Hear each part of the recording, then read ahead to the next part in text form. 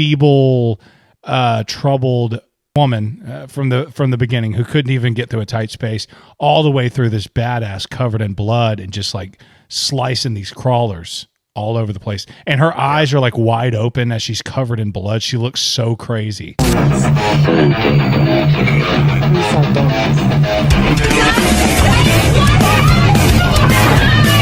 Hey everybody, welcome to Blood and Donuts. I'm Tony. And I'm Chris. How you doing out there, everybody? Yeah, how we doing? Here at the Blood and Donuts podcast, we always start with sharing an overview, facts, and our first impressions. Then Chris and I will give our donut rating before we go into a scene-by-scene discussion that's full of spoilers. But don't worry, we always let you know before we do that. Chris, why don't you let them know how that donut rating works? So we rate our movies on a scale of 1 to 13 donuts. 1 through 4 is terrible. We're not going to recommend that one to you. 5 through 8, that's like our mid-tier. Worth a watch if you have time. It's not terrible, but it's not great. A 9 through 12 is great. You would definitely want to check out a 9 through 12, even if you need to rent it. And Tony, 13, that's our Baker's Dozen tier, and that's pretty rare, but we would consider that a perfect horror film. The Descent, a 2005 British horror film written and directed by Neil Marshall. This film follows 6 women who enter an uncharted cave system in the Appalachian Mountains and struggle to survive against the monstrous creatures that are inside. And this movie is early 2000s, so it's really the era like right after Saw, where like everything is just really grimy, and dirty, and just really just gory. It's a good fun gore though. Yeah, I enjoyed it a lot. This it said it was released in Great Britain 2005, released in the US at 2006, and it did really well. $3.5 million budget, did $57 million worldwide. So it's kind of a phenomenon. Wow. What was your history with this? You picked it, so. I picked it because I remembered it vaguely, just kind of from that time. I remember this one, and I remember The Ruins a little bit. I think I remembered The Ruins more. Yeah. And but I just kind of did some research. I was like, hey, let's do The Descent. I saw just a bunch of glowing reviews, and I was like, that seems like a pretty good pick. I remember, a cave, and I remember her struggling to get out. And again, this was over 20 years ago, so I thought it was just her, but it's actually multiple characters. And the cool thing about this one is it reminded me of like It, to where all these characters really gelled with each other and they had great chemistry. I agree. They did the same thing with these ladies here. Like all of them just seemed like they grew up together. It's like me and you and the boys going to Tunica. Everybody has fun. Everybody has their own thing that they do. And so that kind of played into these girls are just really likable. I agree. And very cool to see an all-female cast. I tried to look up horror films that did that. You don't see it that often. The Craft, Black Christmas was like a sorority house, and Suspiria was a dance academy for women. But for the most part, you don't see a lot of just all women cast, and they rocked it. I like it. A couple of them really turned into badasses there in the end, which was a huge surprise. They had a great one of them in particular, which we'll get to in the spoilers, had a great character arc, and you get to see her kind of turn into a badass there at the end. Yeah, the creatures are kind of like there are some creatures at the end, but they're kind of like the side plot. They're kind of like a bonus at the end, aren't they? Yeah, they're just kind of this entity that you can kind of sense as you're watching the movie, and then only one person can kind of see them. Yeah, of course, when they go to confess, like, oh, you're seeing things, whatever, it's just hallucinations. But yeah, they were fun. They look kind of like a cross between like a bat and some kind of and obviously a cave dweller, so totally blind, like those like deep sea creatures or whatever that are just like a ball of flesh, but it's like, no, they're the eyes and the ears or whatever. Something like that. It's just a conglomeration of stuff. The crawlers have a creepy biological explanation. Marshall said that he imagined them as humans who actually evolved underground after being trapped in this cave system for generations. Their pale skin, the lack of eyesight comes from just adapting in that total darkness, kind of like you said with the deep sea creatures. What I was saying is the crawlers kind of being a bonus is I noticed the horror started with her grief and what's happening to this one character in the beginning. Again, we'll talk about more in the scene by scene. And then you go into a cave for the spelunking, and you have friends with dark secrets, and then you have these claustrophobic cave systems, which are horrific. There was times I couldn't even. It was hard for me to watch, Chris. I am very claustrophobic, and when you're seeing them going through these tunnels, I was like, I don't know if I can watch this. This is gonna be this creeped me out more than a freaking monster popping out. You know what I mean? The claustrophobia of a cave system. Like, I can't imagine when anybody does that. When they crawl into those deep recesses of those caves and stuff. I could never do that. Yeah. No, there's this movie makes you think like about how thankful you are to be above ground, Yes. and like that you would maybe never go to like a cave tour again. And like I've been on cave tours and they're like, "Oh yeah, well this is like they call this a cave cricket and it looks like this just big creepy thing." And then they'll tell you a story of like, "Yeah, this one guy went spelunking back there right through that crease right there. If you go there, you can go another mile down and then you go, 5 football fields north, and then you cross this river." And it's like, what? I don't know.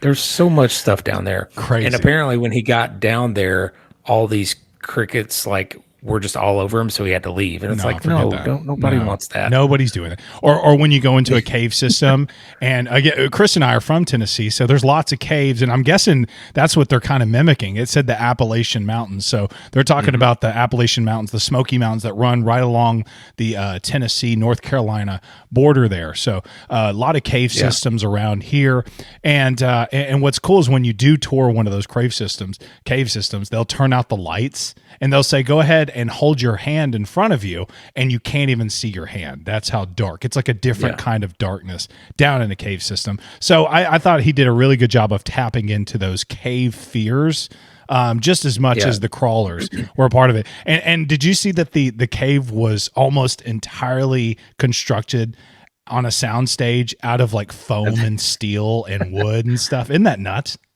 I did, because I was like thinking I was going to ask this question of like, how do they film all of this stuff? Like, surely to goodness they're not all underground in this big cave or whatever. Yeah, but I mean that's Hollywood, babe. I guess that's Hollywood, babe. I like that. That's just sets, and it's just it's fake everything. So, that's wild to see that it wasn't just shot in a cave down there. I mean, I know of course the all the stuff that happened down there or whatever, all movie stuff. But another thing too that you just touched on it about the Appalachian, there's so much folklore and so much urban legend absolutely out there in the mountains. So this is like a totally believable thing. Or it's not that hard to stretch your imagination to say, hey, maybe that could happen. So it's kind of borders on the realism side too. Absolutely. I mean, how many movies, The Hills Have Eyes, and what's the one where they with the dueling banjos where they're going down the Wrong Turn with Burt Reynolds? No, it's what is it called? Deliverance. Yeah, Deliverance. Sorry, like these isolated group of mountain people who are inbred because they're so isolated that they end up mating with each other and become deformed over time and stuff. So it is believable. And those families really did happen in West Virginia and parts of the mountainous region in the South as well. So it is believable. Yeah. There's a bit of realism there. So you're like, man, I guess a bunch of cave dwellers could have really evolved in one of those cave systems down in redneck country. I could see that happening. Why not? Why not? The cave is the real enemy in this. You can argue, right? Mm-hmm. And maybe Juno as well as we get into 1A and 1B as main protagonists. Yeah, just her and her bad decisions, man. What the fudge? Yeah. Really, I don't know. It's cool. We'll talk. Yeah, we'll talk about it some more. But the whole point is the crawlers are just a bonus. They're only part of the horror. Very similar to the Babadook. Grief is kind of the theme of this film. Is it? I saw a lot of similarities with Babadook. I saw a lot of similarities with The Ritual, which was our second episode. A group of guys trying to remember their friend, so they were overcoming this grief by going on this big journey out in the wilderness together. But all men, you know what I mean? And this is all ladies trying to help Sarah. Is that her name? Yeah, overcome her grief, kind of get her out of the rut, and let's go explore together. Let's go have a girls trip and get our mind off things, kind of thing. Yeah. Yeah. Very, very cool. That's a good point too. Like where it's kind of thematic throughout. It's like grief and overcoming grief, and just, it totally turns her into just this badass, down there in the cave. So absolutely. Okay. Yeah. And also when we get to the ending part, remind me when we in the synopsis that we should talk about the two different endings that they had and they filmed. They released one in US, one in UK. We want to make sure that we touch on that. Last thing I want to add is this is one of the highest rated horror films of the early 2000s. Critics loved it because it mixes all of those things that we talked about. Claustrophobic survival horror, creature horror, something that's rarely pulled off this well. And it's unique, Chris. I love a unique horror film. I mean, this ain't a haunted house. This is a haunted cave. I haven't seen that before. So with all that said, then I'll get into my review, and I please guess it better be good because everybody else liked it. Thinks so. No, this movie is really fun. I thought it was awesome. Like I said, it's really part of that early 2000s, really just brutal, gory, dirty cinema. I really loved the tempo and the pacing. I think, and our friend John said it before, the first 2/3 of a movie can be awesome, but maybe that last third maybe fails to deliver. And I don't think it failed to deliver, but it does kind of get a little bit hard to follow, a lot of shaky camera, a lot of hard to see things that are going on, and some stuff that I'll talk about later that really kind of just barely prevent this from getting a perfect score from me. But I love how isolated the movie makes these ladies feel, and it makes me feel like I don't want to go to a cave tour anymore. No, thank you. Actresses were awesome. We talked about it. They really seemed like a group of old friends who've known each other for years. Yes. And the monsters were a great addition. I mean, it's one of those, like, it wasn't the same old killer. It wasn't, the generic vampire, Frankenstein. It wasn't any of that stuff. It was just a nice cave dwelling. We talked about it. So anyway, the nitpicky items we'll talk about in spoilers. I won't go to them here. I'm going to give 12 out of 13 to the very wet, very grimy, and very fun, very bloody, actually, too, The Descent. That's a great score. That's a great score. 2 12s. Yeah. And that was the past episode as well. You gave it a 12, right? Yeah. This is mine. This movie rocks. No pun intended. The Descent has just about everything that you want in a horror film. A unique story, believable friendships, grief, intense action scenes, great jump scares, Chris. Terrifying monsters, plenty of blood. What really makes this movie work is how grounded it feels at the start. The friendships between the women feel real. You said that. Which makes everything that happens later hit even harder. The film also taps into something primal, fear of tight spaces, darkness, and being trapped underground. Honestly, the spelunking alone is scary enough. The crawlers almost feel like a brutal bonus on top of the claustrophobic and tension between the characters. The movie also explores grief and bad decisions in a way that gives the story more weight than your average creature feature. As the group descends deeper into the cave, the cracks in their friendships start to show, and betrayal becomes just as dangerous as the monsters lurking in the dark. I think, sure, a few things haven't aged perfectly. There's some CGI bats and a couple of shots that look a little dated today. A few of the characters can be easily mixed up early on. This is me. Okay, maybe you're sitting at home, you're like, I didn't get anybody mixed up. I was getting them mixed up underground and stuff. I'm like, who is that again? Which one is that? So these are minor issues in an otherwise incredibly effective horror film. What's impressive is how this movie balances so many elements. The Descent stands as one of the best horror movies of the early 2000s, in my opinion. I think it's a 12 out of 13. Thank you for picking this, Chris. I think it's a great horror film. Yeah, man, I'm glad you liked it too. I remember it being just pretty good, and it turns out it still kind of holds up. I would say it definitely does hold up to this day. Oh, yeah. Here, what, 21 years later, Absolutely. and this was free for us on Tubi at the moment, so very easy to go check out if you have any kind of Just watch streaming some ads, TV. guys. Just watch some ads. Just watch a couple of ads. Honestly, Plex is the worst. It was Tubi is where it's at. I will rent the movie instead of watching it on Plex. Did Plex have more ads than It Tubi? was like five. I look up after a couple minutes and it's like on 5 of 6 with 3 minutes to go, and I'm like, "What are you doing?" No, it wasn't that bad, but still, Tubi's where it's at. So definitely check that out. So, all right, check it out on Tubi, y'all, if you haven't seen it yet, because we're about to spoil it. Here they come. Sarah's picked up by her husband, Paul, and daughter, Jessica, after a whitewater rafting trip with her thrill-seeking friends, Juno and Beth.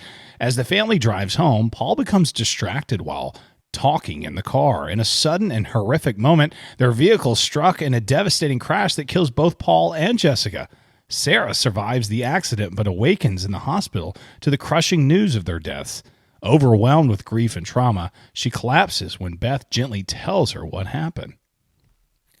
and that is such a crazy fast and crazy sad scene. Like two people that we just met, and you think this movie's just going to kind of like revolve around the first characters you meet, right? Yeah. Like, but this was just such a shift, and it was just wild. Like I remember, I watched it once, and then I watched it with the wife, and she was like, "Oh my god!" Like it was just such a jarring event. It really threw her for a loop too. So those freaking copper pipes going through the windshield, and you just hear, you know what I mean? Like it was gross and sudden and disgusting. It was nuts, man. Yeah, it was literally out of nowhere. Yeah, and you could definitely tell that that Beth was definitely suspicious of Juno and Paul. Yeah, he was like helping her out of the water after like Sarah was it Sarah that knocked her out of the boat, like playing around? I think so. Yeah, okay, yeah, for fun. Yeah, and then he helped her out, but they were kind of like looking at each other with like this. She had some do me eyes. Yeah, for sure, yeah. Or like you've already done me eyes, you know. You've already done it, eyes. Yeah, and then when are we going to get to do it again, eyes? And then the movie kind of alludes to the fact that Paul's just kind of thinking about Juno the entire time. You know, he's driving along and his mind is somewhere else. He's thinking about Juno, ain't he? That's must be why he wrecked, I guess. Yeah, that's seems like it. And pretty sad too for our girl there, Jessica, the little girl. And but it portrays her grief kind of really cinematically, where she's walking through the hospital and then the lights start turning out on her and she hallucinates her daughter blowing out her birthday cake. Yeah. And then as she's running down the hospital hallway, the lights are shutting off behind her. Then she's jolted back into reality. She runs into Beth or one of the other girls, and they're like, no, she's gone. And then, it's very sad and, emotional scene there. You do, and you see Juno kind of down the hallway a little bit, and she is devastated as well. So you just saw her and Paul thing. So you're like thinking, oh, she's devastated because she lost her lover. She really loved Paul a lot. Yeah. She lost her squeeze there. She lost her squeeze. Poor Sarah. 1 year later, Sarah reunites with Juno and Beth for a spelunking adventure in the Appalachian Mountains of North Carolina, hoping the trip will help her recover from the tragedy that's haunted her. Joining them are sisters Sam and Rebecca, along with Holly. Holly's an adventurous newcomer, eager for the challenge. The group hikes through dense forest to the mouth of a remote cave system, and they begin their descent underground as they push deeper into the labyrinth of tight spaces and winding caverns. Sarah becomes trapped in a narrow tunnel that nearly crushes her, barely managing to squeeze free just before the passage collapses behind her. In the tense aftermath, Juno admits a shocking truth. She's led the group into an unexplored cave system rather than the mapped one that they told authorities about. If something goes wrong, any rescue team will be searching in the wrong place, leaving them completely on their own deep beneath the mountain. Juno...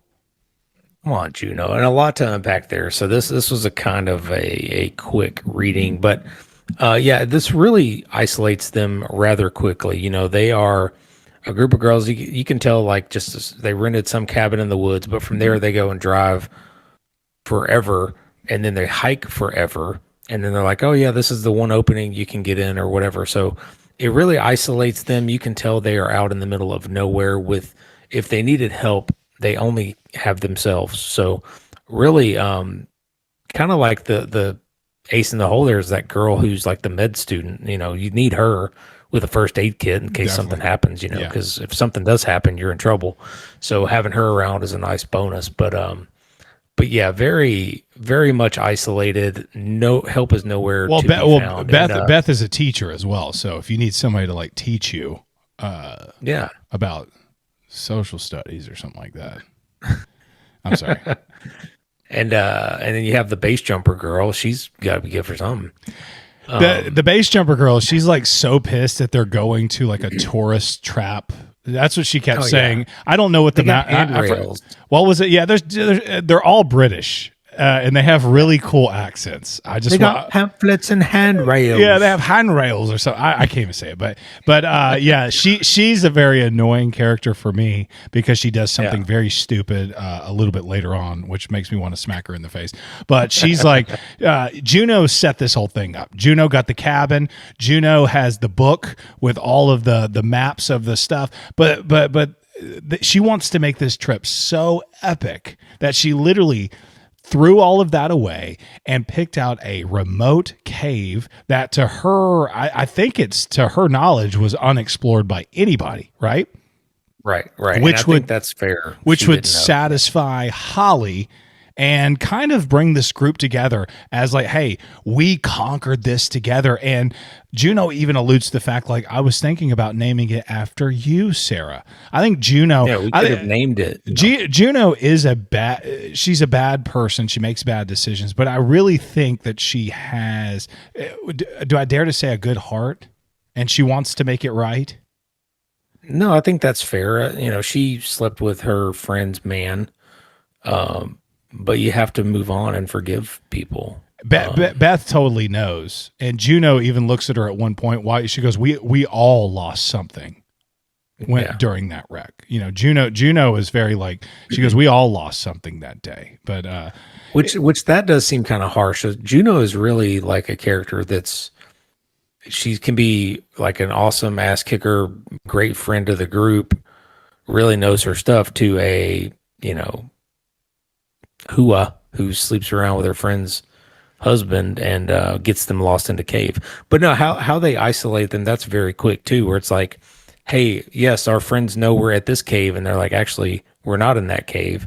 We're in this other cave, and it's not been mapped out yet because no one's ever done it. Yes. So it's like, it's a very quick, like, oh, very shit. quick. And if we get stuck, we're done. Exactly. And the questions arise from the very beginning if Sarah's ever going to even be able to make it on this trip. Not even the expert cave that Juno has planned for them, but I'm talking about even the baby cave.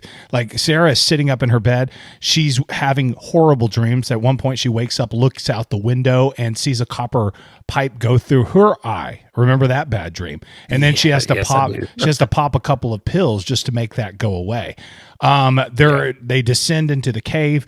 It gets very tight at one point, and then she starts having a total panic attack.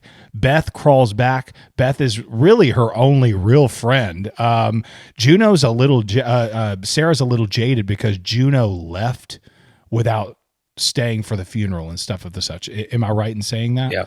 So she so she left after the wreck. She could not handle all the grief, obviously, because she has a deep, dark secret. So anyway, Beth is her only friend, and she kind of coaxes her out of this tight space. She says, Sarah, you can do this. You've done the hardest thing already. You've lost your whole entire family. You can do this. What else can happen to you? And she kind of gets her to start moving along. And then all of a sudden that tunnel starts caving in on her.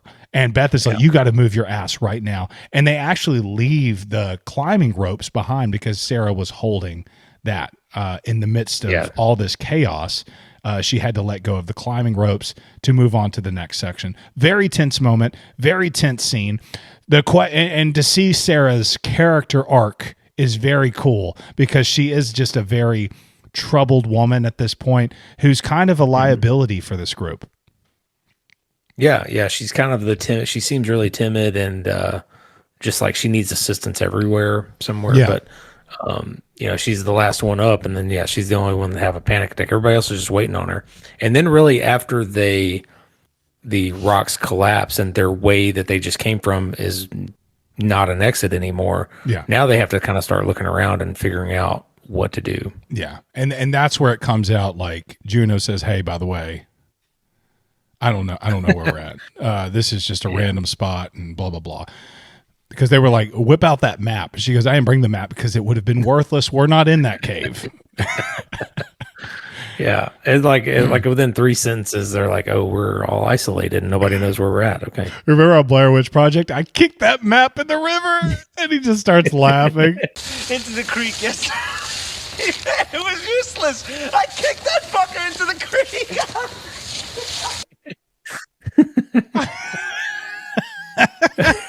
He's just laughing. He's like, we loved that part so much because he was just so laughing. He's like, it was worthless. So it was worthless anyway. We were going in we're circles. just going around in circles. Oh, me. Determined to find another way out, the group presses onward. Through the maze-like tunnels, they discover old climbing equipment and ancient cave paintings that hint at previous explorers and possibly an exit route. When Holly believes that she sees sunlight ahead, she rushes forward in excitement. She runs, Chris's. She freaking runs like an idiot, only to fall into a deep pit and suffer a gruesome leg fracture. Karma. While the others attempt to stabilize her injury, Sarah wanders away and witnesses something horrifying. A pale, gaunt humanoid creature drinking from a pool of water before darting into the darkness. He's like, oh, it's a sunlight. It's over there. I say it's so nice. I run towards it, don't you know? Give it a little bit of how's your father? Sorry. And they were all 6s and 7s. It's so because they sound nothing like that. But if you put the old Austin Powers dad spin on it, Yes. it makes it really funny. That's so good. But so I really think not her leg injury, but this is my favorite part. I love it when I think it's Rebecca is climbing. It's Rebecca or Sam. One of those throwaway characters. Yeah, well, I liked her. I'm She was joking. tall. I'm just tall. joking. It's all Becca. I'm joking. But she's climbing across, and she is kind of having to put those little spikes in. Oh, yeah. I don't know what they're called.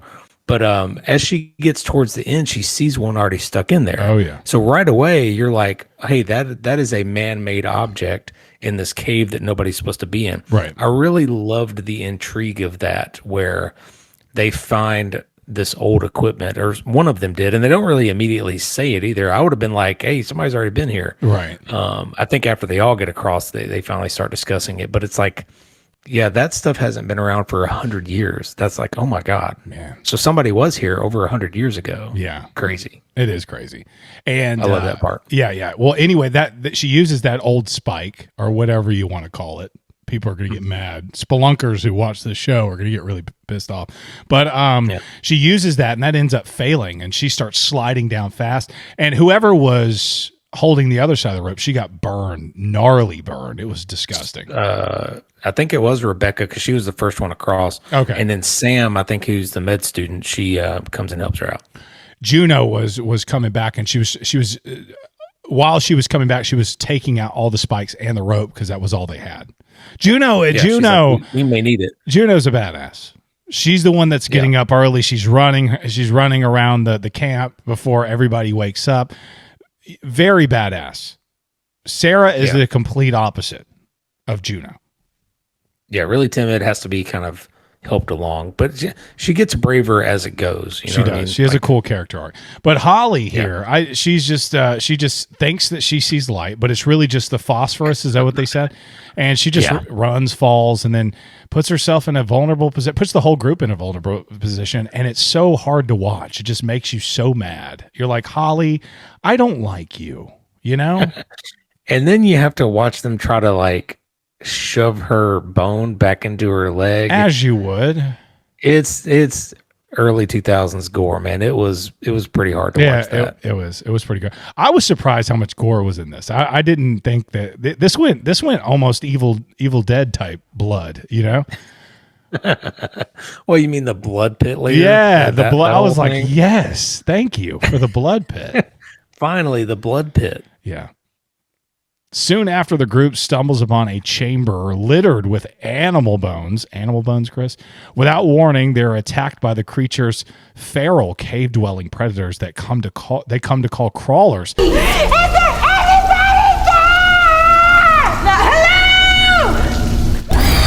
The attack is chaotic and brutal, and Holly is dragged away and killed. Sarah flees in terror but falls down a shaft and is knocked unconscious. During the chaos, Juno fights back and kills a crawler with her pickaxe, but when Beth suddenly appears behind her, Juno mistakenly stabs her in the neck. In shock and panic, Juno flees, leaving Beth to die as Beth clutches Juno's distinctive pendant. Don't leave me, Juno. Yeah, it sounded more like... Though it didn't sound like Just, yeah. in a very thick Scottish accent, gurgled with blood.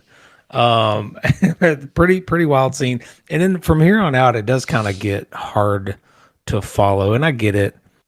They're in a cave, but put some lights up or something. Help us out. Give me some night vision. They have those big green glow sticks, Chris. Wasn't that good glow enough? Sticks, yeah.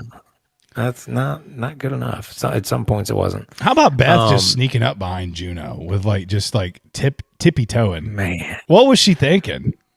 What do you think about this though? If Juno killing Beth seemed accidental, right? It did. But if Juno had stayed, do you think that Beth would have tattled her on her? Like, because she kind of went to Sarah like some gossipy bitch, like, oh, that Juno slept with Paul.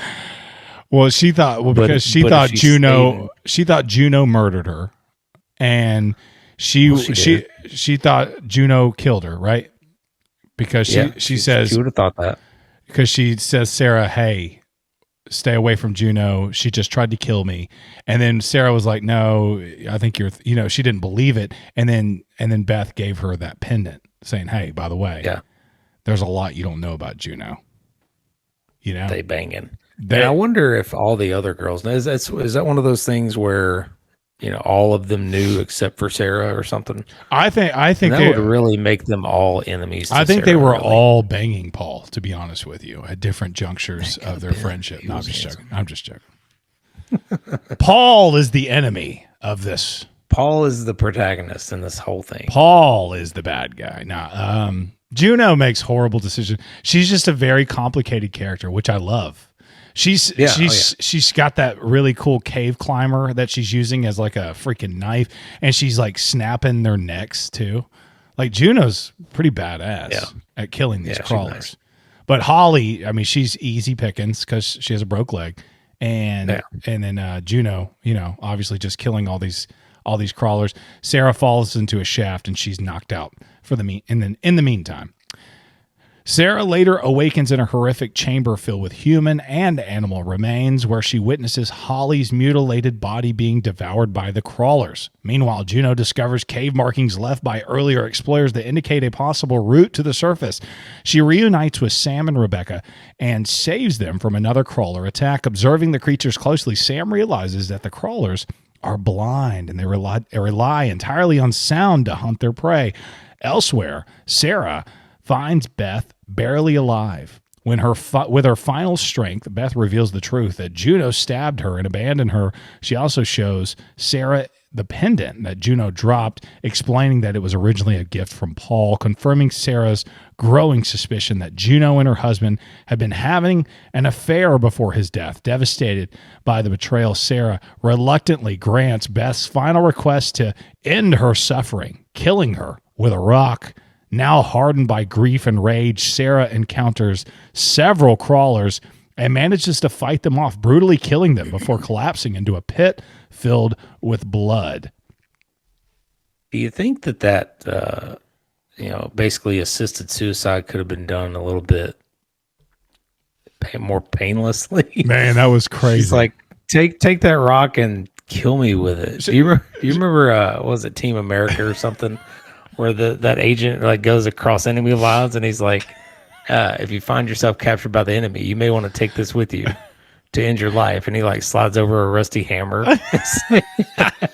It's not like a suicide pill, but it's like just a hammer. She goes, please don't leave me like this. And then like Sarah picks up a rock. She goes, no, what are you doing? Not that. Not that. Oh, you don't have a gun or something? What are you doing? Knife? Even a knife would do. Jeez. I thought they did it very tastefully. It was kind of off camera. They backed up, and all you heard was, very tastefully done. So by this point, Sarah's Rambo and Arnold from the Predator. She's like adapted now. Yeah. She's scheming too. She's like, I'm going to get Juno and I'm going to get out of here and I'm going to kill crawlers in the meantime. Yeah. And it's crazy. Juno sees some arrows on the cave, right? There's some arrows that are like, hey, go this way.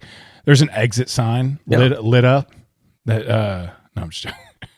She sees some arrows where she's like, and then she starts screaming. She's like, hey, blah, blah, blah, blah, and then these crawlers that were about to eat her other friends, Rebecca and Sam, the crawlers leave them and go to Juno, who's making all this noise. And the friends say, better her than us. You know what I mean? She'll probably try to sleep with him or something. Oh, yeah. I think we kind of glossed over like Sarah's using this camera, this old camcorder, and the first jump scare was on that camcorder, which was really cool. It's a great jump scare because it's very dark in there, so it kind of illuminates the objects. And this is where Sarah's like when she falls down and goes unconscious, she sees all these animal, and not just animal bones, but like human skulls everywhere. There's many of them. So these crawlers have been eaten. They have a good feast of humans down here in this cave, along with animals and stuff of the such. But I think. Oh, go ahead. They have to hunt like whatever falls down in there, right? Like they're not. I don't think they're going above ground to kill anything, right? Because they can't see. I would think the sunlight would hurt them or something. I saw one YouTube video where they talked about that big buck as they're going into the forest. Mm-hmm. They alluded to the fact that the crawlers probably killed that. So I think they go up at night through an entrance, hunt, and then drag it back down into the cave. Oh yeah, maybe. So I think I think that gave them hope that there's an entrance somewhere. Yeah, that's true. And they did see that like after they crossed the first big cavern, they kind of like waste a flare on looking at some kind of cave painting, and it shows that there's two entrances or two exits or something like that. Allegedly, yes. Yeah. That blood pit was nuts. I watched the making of it, and they had a lot of issues with the blood. They had to keep warming it up because Sarah had to be in there. It kept getting really cold, and it was taking so many takes. So they kept having to reheat this blood up, to like bath water, so we could film this thing. But really cool, really disgusting, really gross. Did it say? I'm sorry.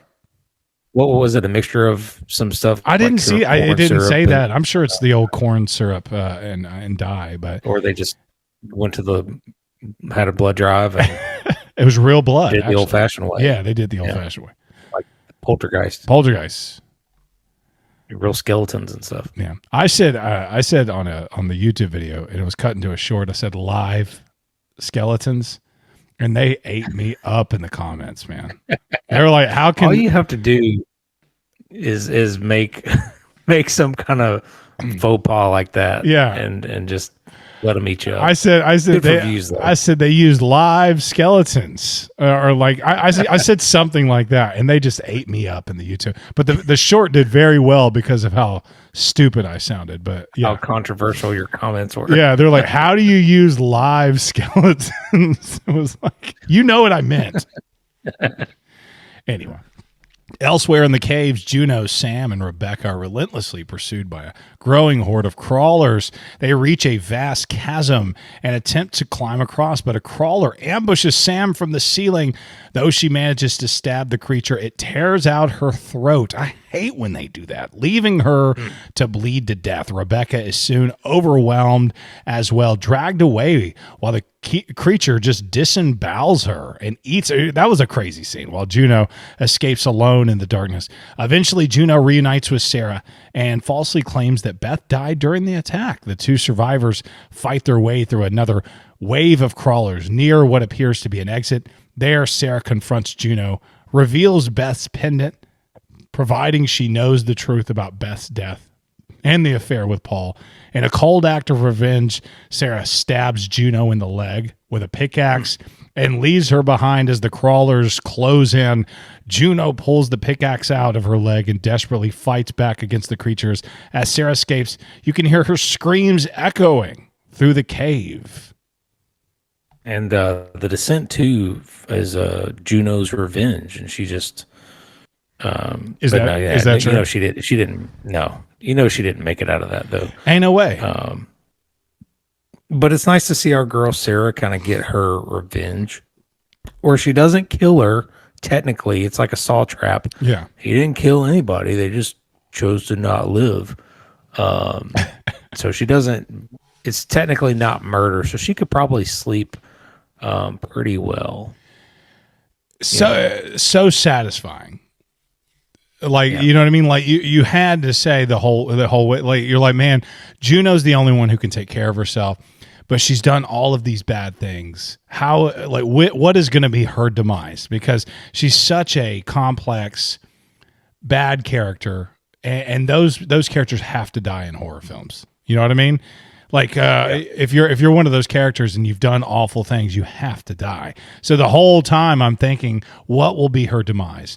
And Sarah's character arc, coming from this very feeble, troubled woman from the beginning, who couldn't even get through a tight space, all the way through this badass covered in blood and just like slicing these crawlers all over the place. And her eyes are like wide open as she's covered in blood. She looks so crazy as she just rears back and just right into Juno's leg.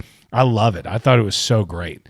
And you hear her screaming in the background. I love how your girl died from the ceiling too. She was rappelling, trying to climb across, and that crawler came down and just like dashed her throat out, and she's just hanging from the ceiling. That's how people will find her in the future, her rotting corpse hanging from the ceiling with the helmet. Yeah, they're like, come on, guys, no one's ever been here before. And then they look up and see her dangling there. Oh, just a rotting shit. Yeah. I also like how they were just like, that crawler was just like eating that girl's guts, like her stomach and stuff. That was nuts too. Yeah. And what about when they drop down into the water? Because I think Juno or Sarah, one of them jumps down into the water after Rebecca or after Sam gets killed, and he's just sitting there underwater chilling. Yeah, that was Juno. Yeah, and I think it's Juno. Yeah, Juno jumps into the water, and then there's just a creature there. That one that she stabbed on the ceiling. Yeah, she takes that knife out of him and uses it on him again, right?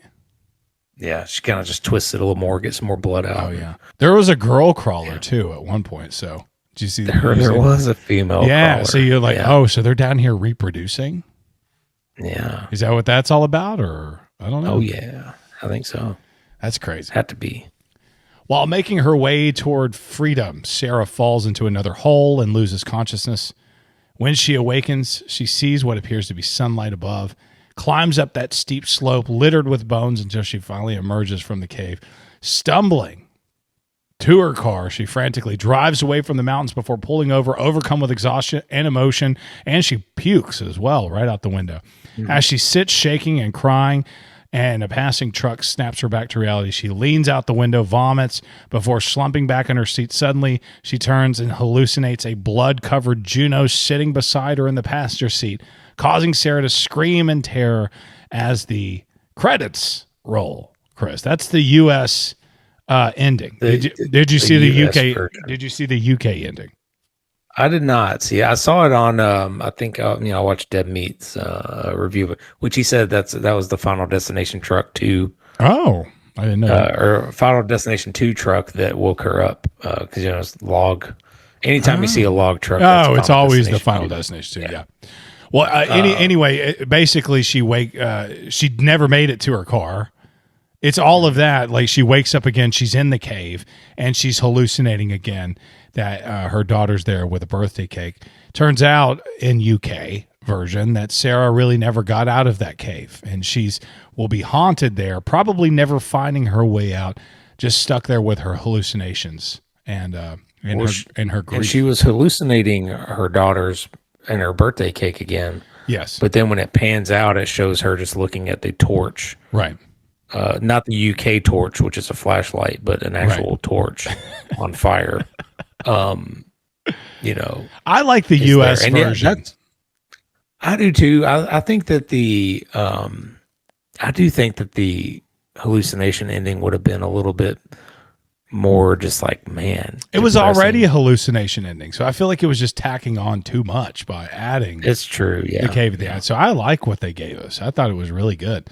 It's like, oh, you're out, but you will forever be tortured anyway. Yeah. But again, though, I don't think she would be because she really technically didn't kill Juno. She just was giving her the pickaxe via her leg. Yeah, that's true. Here you go. This is for you. I'm just going to stick it right here. Yeah. And then she left her. So. That's true. I'm surprised Sarah didn't just like jump off a cliff or something. Like, at what point do you all your friends are gone, your whole family's gone? What do you have left? Way to spoil the descent too, bro. Oh, I'm sorry. No, seriously, I just can't imagine what she's gone through. Like, I can't imagine losing everybody and still having the will to survive like she did. It just has to be. She has to be just running on just adrenaline, grief, and hallucinations. Yeah. Can't imagine. You just pick yourself up by the bootstraps and get back out there. You got to get back out there into the dating scene. Well, go out there and meet somebody. Get on Tinder. Get on Bumblebee. You got this. Stop being such a stick in the mud, Sarah. Go live a little. You'll make new friends. These are like her friends from like childhood, Go make new friends. You'll be fine. Yeah. Gosh. Man, good movie. Yeah, man. Fun, good pick. I like that. This one's original. This one's cool. Not a lot of all female cave horror, grief, creature horror films out there, Not too many out there. Not too many. Well, this is one of just a handful.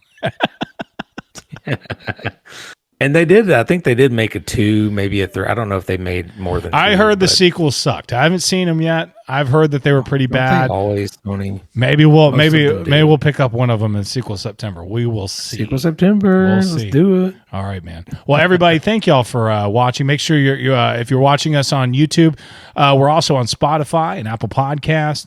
And give us a like, give us a sub, and comment, and let us know what you think of The Descent. Thanks for watching, y'all.